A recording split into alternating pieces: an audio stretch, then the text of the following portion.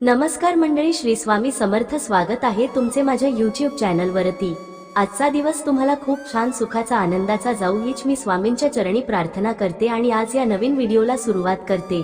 येत्या 22 जानेवारीला म्हणजेच गुरुवारी आलेली आहे माघी गणेश जयंती. माघी गणेश जयंती हा दिवस अतिशय महत्त्वाचा आणि शुभ मानला जातो.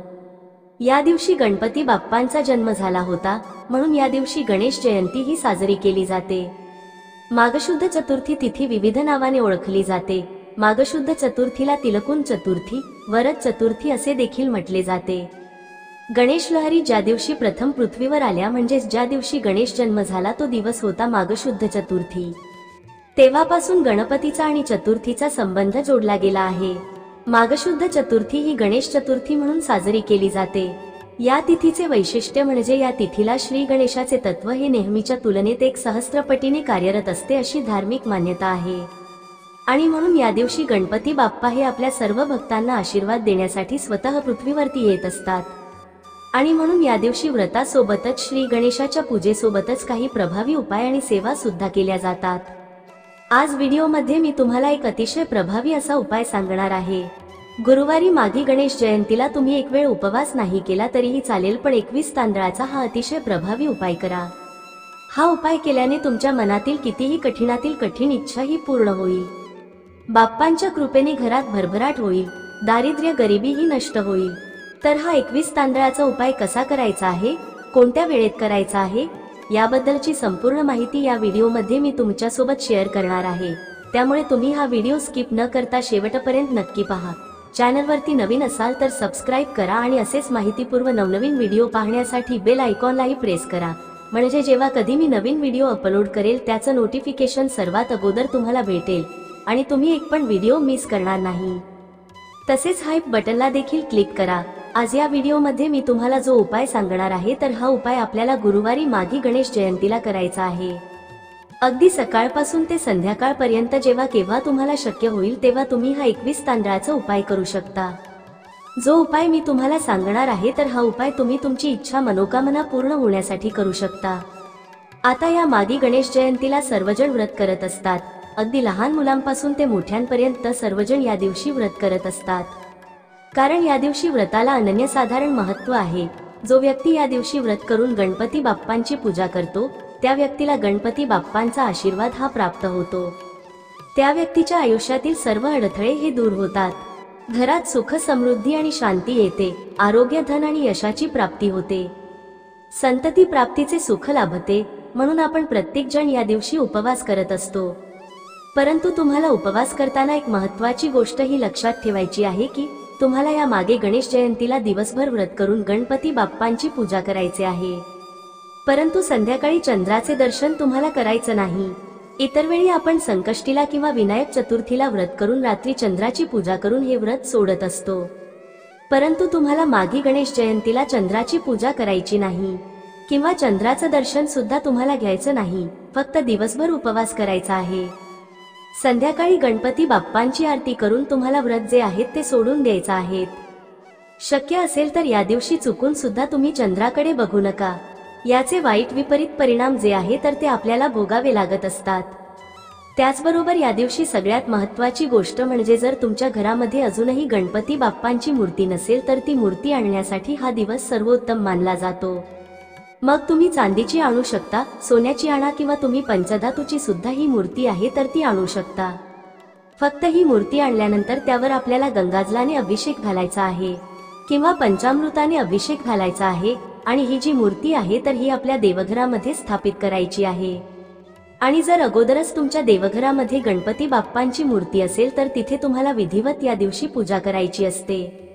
आता व्हिडिओमध्ये मी तुम्हाला जो 21 तांदळाचा उपाय सांगणार आहे तर हा अत्यंत प्रभावी असा उपाय आहे. जर भरपूर दिवसापासून तुमच्या मनामध्ये एखादी इच्छा असेल, प्रत्येकाच्या मनात काही ना काही इच्छा असते. अगदी माझ्यापासून ते तुमच्यापर्यंत, आणि आपली प्रत्येक इच्छा पूर्ण होण्यासाठी आपण मेहनत करत असतो. परंतु मेहनतीला नशिबाची साथ मिळावी, त्या मेहनतीमध्ये यश मिळावं म्हणून आपल्याला हा जो उपाय आहे तर हा करायचा आहे. मग तुमची इच्छा नोकरी प्राप्तीबद्दल असेल, धनप्राप्तीबद्दल असेल, मुलांची प्रगती होण्याबद्दल असेल, पतीची प्रगती होण्याबद्दल असेल, कर्जमुक्तीबद्दल असेल किंवा जी काही तुमची शारीरिक मानसिक इच्छा असेल तर ती पूर्ण होण्यासाठी तुम्ही हा उपाय जो आहे तर तो गणेश जयंतीला करू शकता। ज्या पण घरात हा एक उपाय केला जातो त्या घराची वर्षभर भरभराट होते। गणपती बाप्पांच्या कृपेने त्या घरातील गरिबी आणि दरिद्रताही नष्ट होते। आता हा उपाय करण्यासाठी तुम्हाला या गणेश जयंतीच्या दिवशी सकाळी लवकर उठायचं आहे। उठल्यानंतर आपल्याला स्वच्छ स्नान करायचं आहे।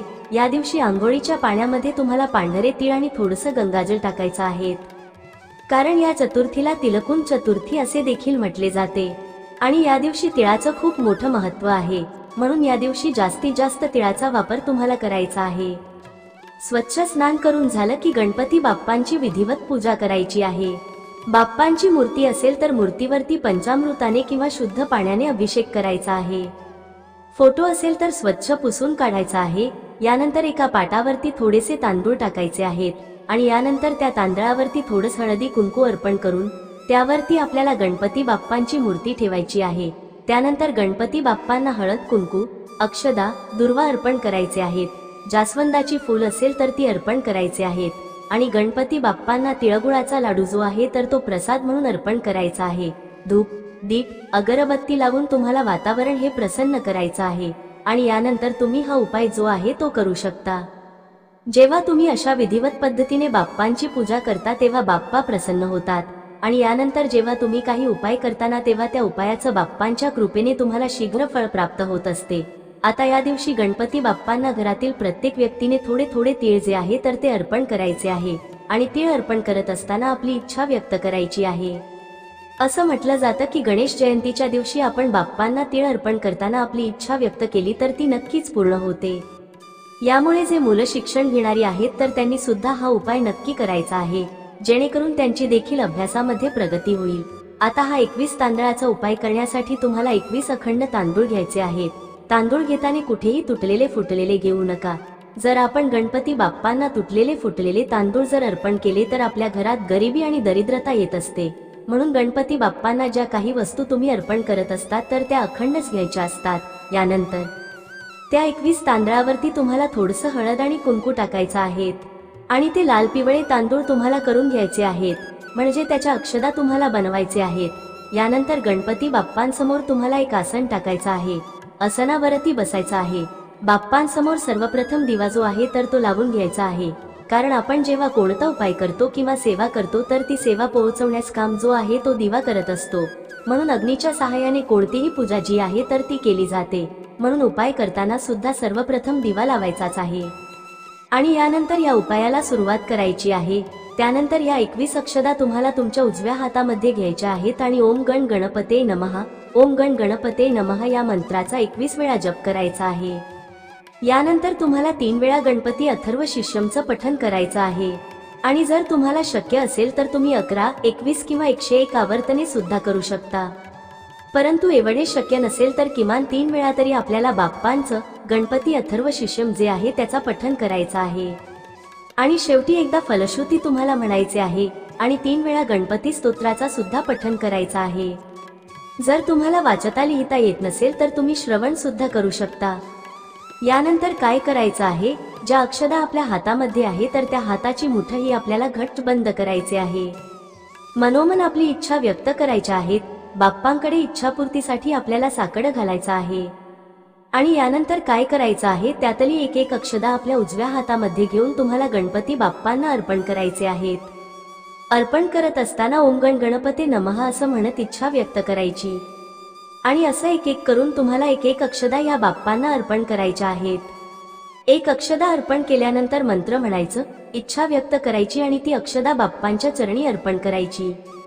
पुन्हा दुसरी अक्षदा हातात घ्यायची आहे, मंत्र म्हणायचा, इच्छा व्यक्त करायची आणि दुसरी अक्षदा ही बाप्पांना अर्पण करायची आहे। एकाच वेळी तुम्ही या अक्षदा अर्पण करू नका, कारण आपल्याला प्रत्येक अक्षदाला एक मान द्यायचा असतो।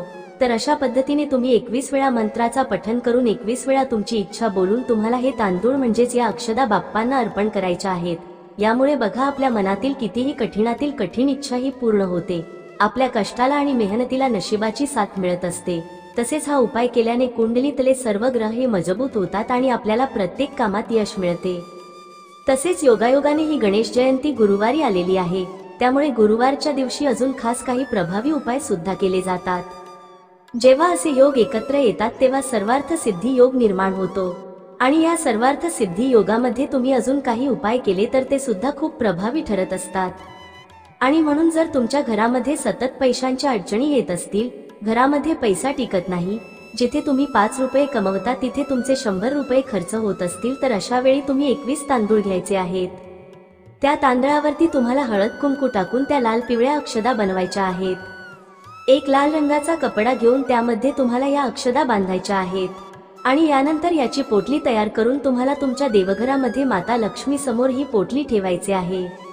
यानंतर 3 वेळा महालक्ष्मी अष्टकमचं पठण करायचं आहे, 1 वेळा श्रीसूक्तमच पठण करायचं आहे आणि आपल्या आर्थिक समस्या दूर होण्यासाठी माता लक्ष्मीला प्रार्थना करायची आहे। यानंतर ही पोटली तिथून उचलायची आहे आणि तुमच्या घरामध्ये जी तिजोरी आहे, पैसे ठेवण्याची जागा आहे, तर तिथे तुम्हाला ही पोटली आहे ती ठेवून द्यायची आहे। यामुळे आपल्या घरात भरभराट होईल, घरातील दारिद्र्य आणि गरिबीही नष्ट होईल, घरातल्या सर्व आर्थिक अडचणी ज्या आहेत त्या देखील दूर होतील आणि घरातील प्रत्येक व्यक्तीची प्रगती होईल। घरातल्या मुलांची सुद्धा या उपायाने प्रगती होते। घरात सुख, शांती, समृद्धी, ऐश्वर्य, धनसंपदा नांदत असते। त्यामुळे हा जो उपाय आहे तर हा सुद्धा तुम्ही उद्या म्हणजे गुरुवारी गणेश जयंतीला आवर्जून करायचा आहे। त्याचबरोबर तुमच्या घराजवळ जर गणपती बाप्पांचं मंदिर असेल तर उद्याच्या दिवशी तुम्हाला गणपती बाप्पांच्या मंदिरात जाऊन दर्शन करायचं आहे। यथाशक्ती तुम्हाला जितके होईल तितके तिळाचे लाडू जे आहेत तर ते सुद्धा मंदिरामध्ये प्रसाद म्हणून द्यायचे आहेत। हा उपाय जर तुम्ही केला तर बाप्पांचा आशीर्वाद हा प्राप्त होतो असं देखील म्हटलं जातं। तर ही अत्यंत महत्त्वाची माहिती मला तुमच्यापर्यंत शेअर करायची होती। व्हिडिओ तुम्हाला आवडला तर लाईक करा, चॅनलवरती नवीन असाल तर सबस्क्राईब करा आणि हा व्हिडिओ आपल्या मित्र परिवारासोबत जास्तीत जास्त शेअर करा। चला तर मग भेटू असंच पुढल्या एका नवीन व्हिडिओमध्ये। तोपर्यंत सर्वांना श्री स्वामी समर्थ।